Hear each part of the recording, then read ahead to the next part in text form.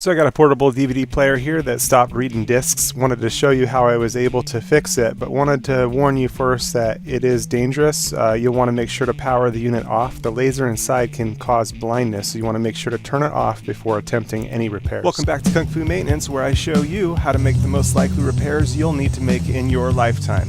If you'd like to get the latest videos, subscribe and then hit the little bell icon right at the subscribe button, and it'll notify you of any new videos when they're released for you. So we got a this is a Wonnie CD player malfunctioning, and wanted to do just a quick video.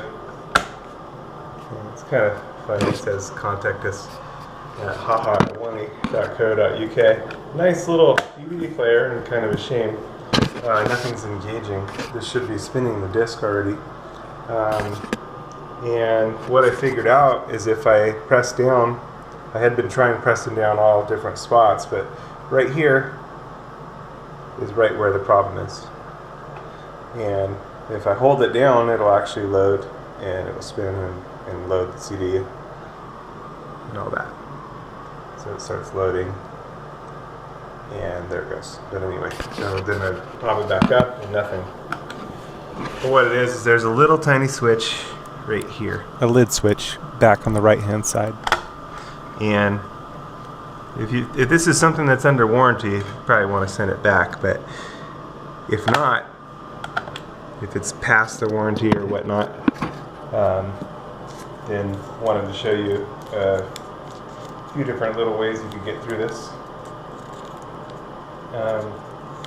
What I'm doing is rolling up a little piece of paper, like the receipt portion, and I don't want to make it too big, but just big enough.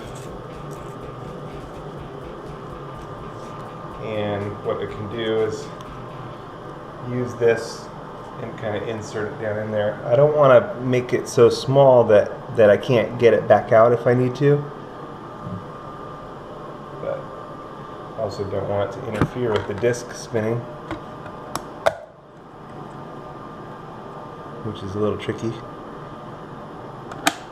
But there you go. I didn't get it, and it's actually rubbing. So I'm going to need to try a few different little things here to make that insert better. What we're doing is increasing the size of the lid switch post so that it better engages the lid switch, pushes it down further. Holding it here, and I'm going to insert it in instead, like that.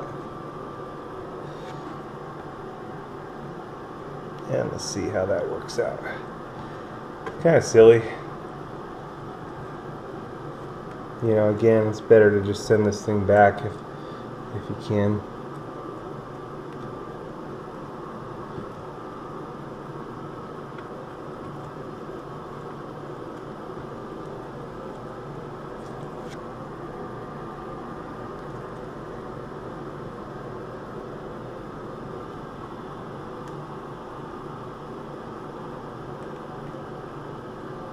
Okay. There we go. And now it's loading on its own.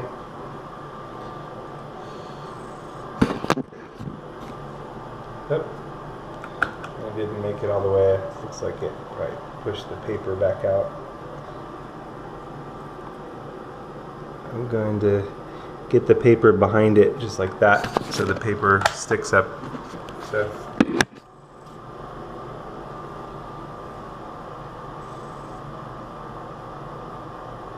yep.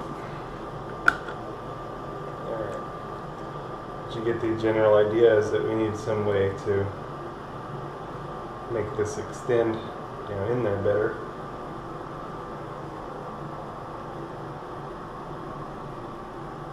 May just take a piece, this piece, and go. That's like a little fat piece.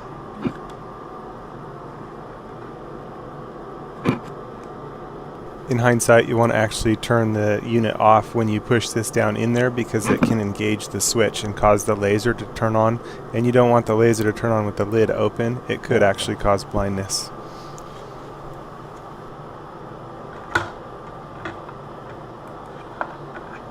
want it to not touch the disc really. And gently. You can see it's kind of wanting to engage the deal. That's probably just enough right there. And there we go.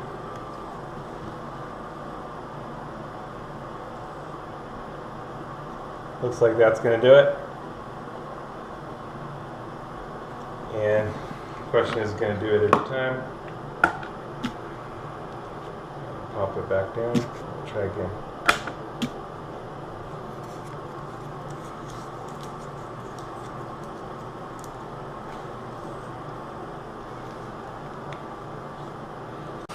And the cool thing is paper is an insulator, so it'll work good for this. It's not going to hurt anything. Just don't want it rubbing on the CD. Don't really want it so small that it just falls inside. But also, you know, you want it to be dry. Don't get it wet or anything like that. Anything weird like that. I'm bumping it around even to see if it would come out of the deal. Yeah, it's good. You want to make sure the laser turns off when the lid is open, so you don't want to glue it in place as you want it to pop back up each time. Again, if yours was still under warranty or something like that, you probably want to send it back. But that's the deal here. Thanks for watching Kung Fu Maintenance. It's a quick fix on a CD player that stopped working. It probably would work for other types of CD players as well. Done deal. A quick search of my YouTube channel, you should find a bunch of different videos that'll be helpful to your maintenance needs. Also, there's links in the description below the videos to tools and parts used in the videos.